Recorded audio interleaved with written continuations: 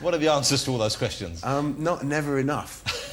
Well, I guess in a way it's never satisfying, is it? Yeah, no, so it was, it was curious, it was a curiously unsatisfying, you always want more, no matter how much you've got. Yeah. And success is this kind of receding quality, I think, no matter how much you've succeeded, all you can see is the kind of mountains in the distance. And so was there a moment where you thought, okay, was there a moment when, I'll paint a picture, it may not have been this, you've been up for 13 days? 7 was the record. 7 days? Yeah. Man, you stayed up for 7 days? Yeah.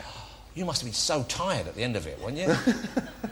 Yeah, it wasn't making a lot of sense. So 7 days you were up. Yeah. Was it like a moment of epiphany? Was it like, okay, I've got to change, or was it a gradual moving away from that lifestyle?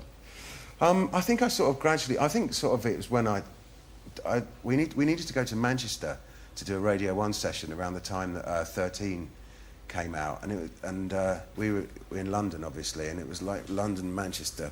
God, that's a long way away. And I remember that Dave had an aeroplane, and I called him and said, can you give me a lift in your aeroplane to Manchester? And he said, yeah. And it was brilliant. We got there in like half an hour. So I bought one the next day.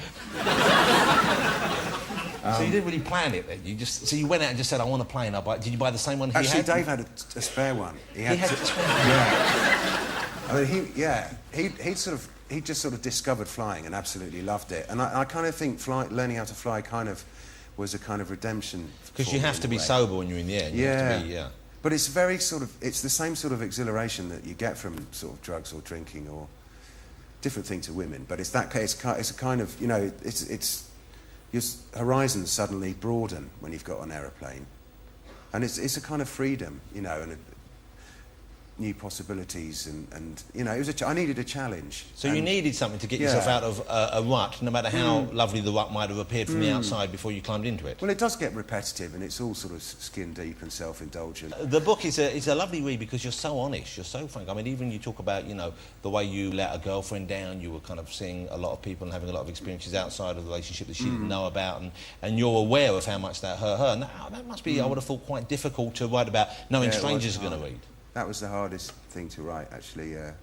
But we're all.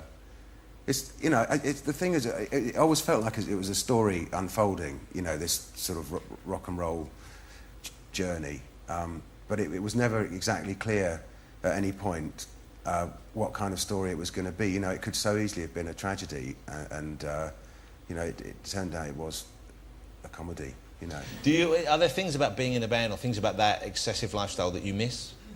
Occasionally, but I miss Father Christmas as well, but it doesn't mean I kind of want to be, Hold it, what did he play in the band? I don't know. Well, it's just like, people say, oh, you must wish, surely you miss it. And I do kind of miss it, but, I'm kind of in a place now where I'm happy as well. I mean, God, it was brilliant, yeah, but thank God I'm not, I'm just so relieved to be married and like, it's just all so much more simple now, You like being married, don't you? I love being married.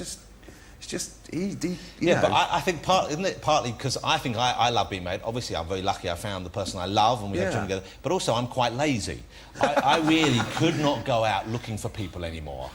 And I don't think I'd find them anyway anymore. Yeah, I think they'd, shut up shop when I mean, obviously, I'm a very attractive man, but you know what I'm saying? It's part of it is you just get older and you just sort of calm down a little bit. No, it's right. But I didn't have 15 years of sex with everything that moved in my line of vision. No, it wasn't everything. Did you have much quality control? Absolutely. Yeah? Yeah. 2 legs good, 4 legs bad.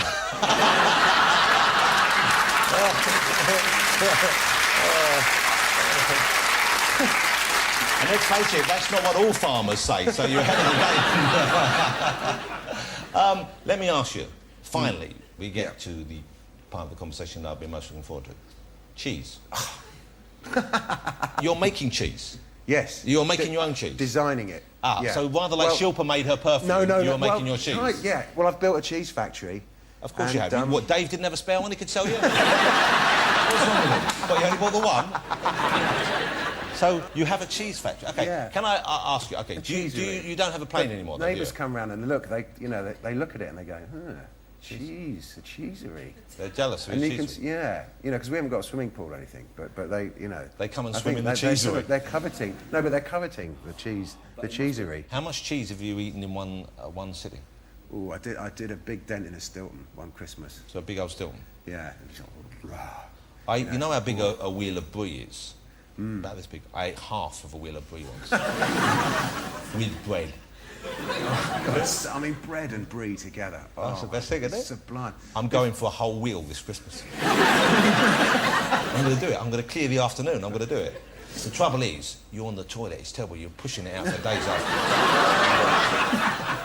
I might try and get a lettuce leaf in at the same time, just for a bit of fire. Onion, you get some onion marmalade in there, that'll... Well, it's not really good with brie, though, is it? I feel we've covered cheese about as extensively as anyone ever has. Oh, no. You could talk about it for hours, though, couldn't you? Yeah, well, they used to throw it at me in Japan, you know. Hang on, what? They did. So they used to throw cheese at you, just because they knew it's you in loved tins cheese? there as well. Yeah, you know, you have to fill in a form saying what you like when you go to Japan for your fans. So you know, George Allison had jelly babies. Graham got this thing called Ultraman. This sort of... Ultraman, I know Ultraman. Tell me about Ultraman. But you had cheese thrown at you? Yeah. And would you eat the cheese? It comes in tins in Japan. So people were throwing tins of cheese at you on stage? It was quite surreal. Did anyone get hit by a tin of cheese? Yeah. Who? Yeah, I had to tell them to stop. Well, and then I was criticised for it. It was a diplomatic incident because it was seen as sort of ingracious. Sometimes when I'm talking to you here, I'm not sure whether any of this actually happened or whether possibly you did push it a bit too far in your wild years. And then I'm thinking, yeah, what happened then? Oh, I know, I wiped the chef up. I was hit by a tin of cheese. No, it's true. I believe, before we let you go, I believe, Blur, you're thinking of trying to record together again, if you can overcome your, you know, the tensions that arise sometimes when you're all together in one room. Is this correct?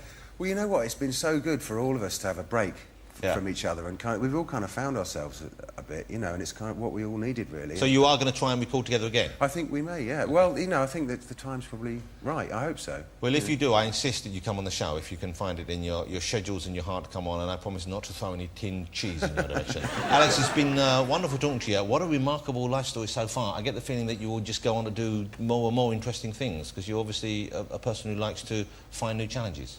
And isn't that just about the best thing in life? Aye. Alex James, ladies and gentlemen. Thank you for coming on. It was great. Thank you, Alex. I do like a bit of cheese. You know, I like this soft Gordon donut. I'll send you some as soon as it's